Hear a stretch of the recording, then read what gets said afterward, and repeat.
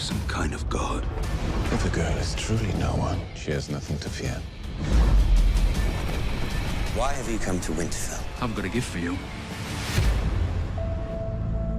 If someone is planning on making our losses their gains, I want to hear it. And now it begins. Now it ends.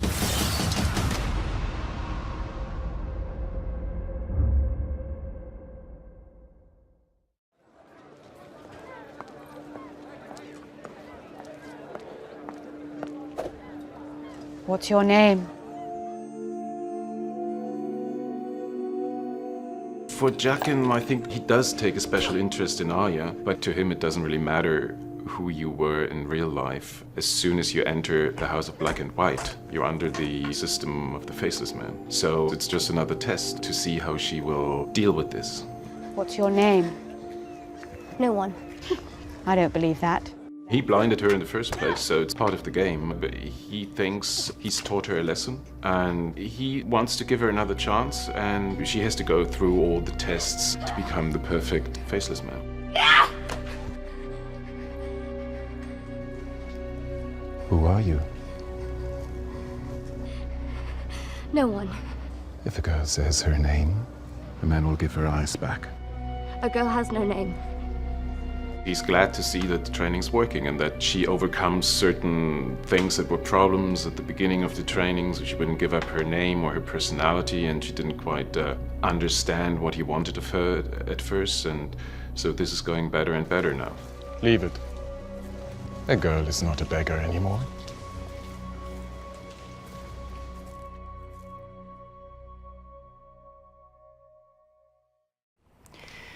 I know I should have come sooner. I should have executed all of them. I should have pulled down the sept onto the High Sparrow's head before I let them do that to you. As you would have for me.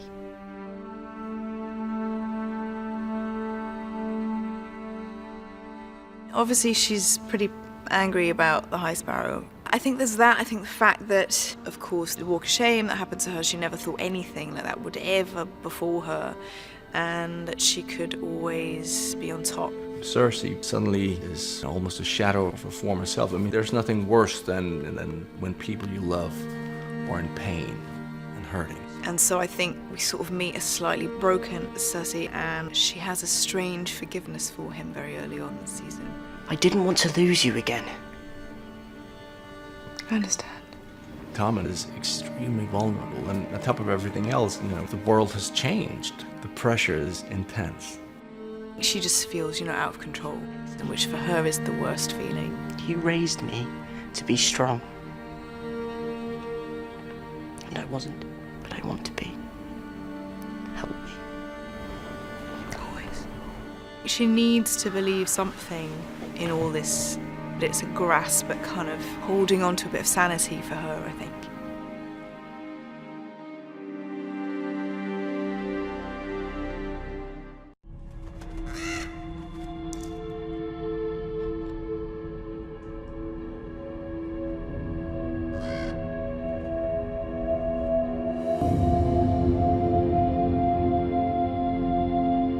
Last we saw Bran was the end of season 4, and we knew that he was heading into a very new phase of his life, one in which he was being trained for something. We didn't quite know what he was being trained for, but when we first see him in the second episode of this season, we jump right in, and now we're really seeing him not only able to walk through the world, but him being able to walk through his own past and the past of his family.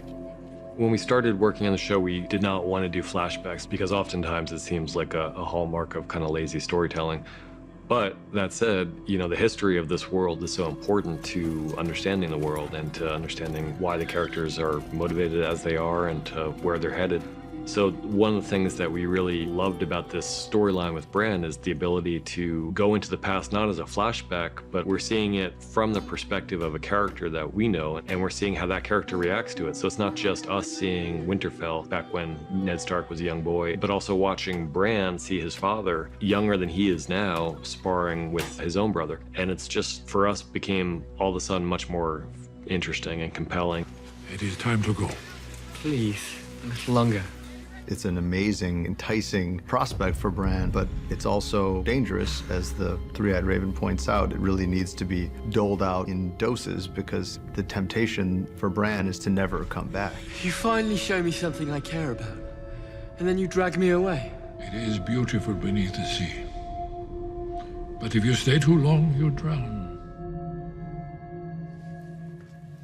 If you acquire a reputation as a mad dog, you'll be treated as a mad dog. Taken out back and slaughtered for pig feed. My lords, Lady Walder has given birth. A boy. Certainly from the time that Ramsay heard that Roost's new wife was pregnant, he knew there was a threat to his ascendancy. And from that moment on, Ramsay knows that his position's in jeopardy because he might be a naturalized Bolton, but whatever child Roose has with Walda is going to be a natural born, from the get-go, a legitimate Bolton. So that starts to make Ramsay nervous. And beyond all that, one thing he certainly learned from his father is that if you have a chance to seize power, you seize it, and there's no time like the present. You'll always be my firstborn. Thank you for saying that. It means a great deal to me.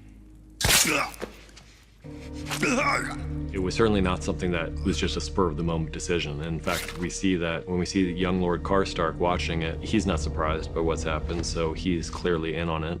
Ramsay learned certain things from his father. He certainly learned ruthlessness. The one thing about Roose, though, is that Roose planned everything very carefully, and he understood the importance of alliances.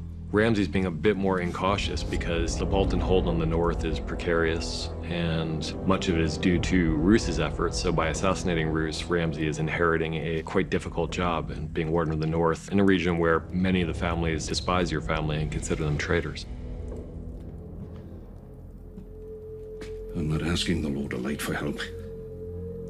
I'm asking the woman who showed me that miracles exist. I never had this gift. Have you ever tried? Davos has no real love lost for Melisandre. He is not a huge fan of hers. When they were both serving Stannis, they were always the angel and the devil on Stannis' opposite shoulders. He's seen what she's capable of. He's seen her do many impossible things. He's not a big fan of her god. He's not a big fan of her program, but there's certainly nothing to lose at this point. And if it doesn't work, then it doesn't work. For Melisandre, she comes into it with grave doubts. I mean, she was someone who was a true believer, whose faith was shaken, someone who was an absolute devotee of the Lord of Light, and the events of the last many episodes have shaken that faith, but she still believes in him. She just doesn't know if he believes in her. And so she comes to Jon Snow's body with the tiniest hope that maybe if she says the right words, if she says them with enough belief, with enough passion, the Lord will listen to her. En sindroro onios, en kir persis, en morchot gleison.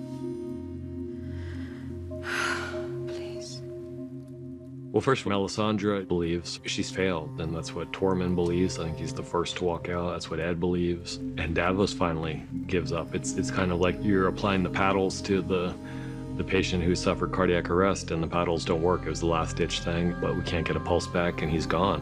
And then, Ghost, he's known Jon longer than any of these people have. And, all these wolves have a strange and deep connection with their Stark counterparts. So Ghost has a kind of sixth sense when it comes to Jon Snow and when Jon's in danger and when he might be coming back.